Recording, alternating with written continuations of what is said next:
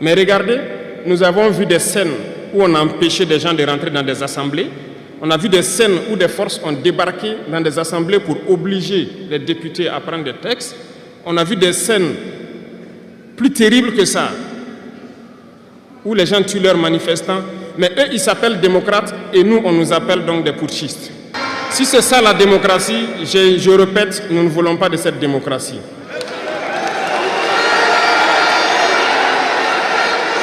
Et quand vous voyez souvent les incompétents, ils ne cherchent pas à savoir quelle est la signification du mot démocratie en réalité. Ils s'accrochent juste à la définition qui lui a donné l'impérialisme et il se met à parler de démocratie sans réellement connaître le fondement. Ça, c'est de l'incompétence. Il faut chercher à connaître, avoir la connaissance, regarder le monde pour redéfinir la démocratie telle que nous le voulons en Afrique. Les incompétents se cachent derrière les libertés. Retenez une chose, il n'y a pas de liberté individuelle qui existe. C'est un fait.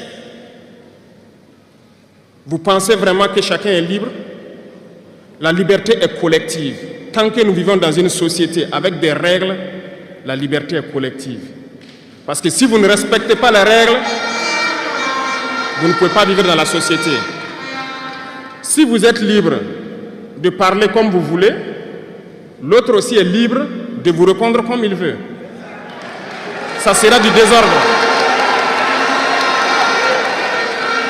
Si vous êtes libre de rouler dans la rue et de passer le feu rouge comme vous voulez, l'autre est libre de passer aussi et de vous cogner.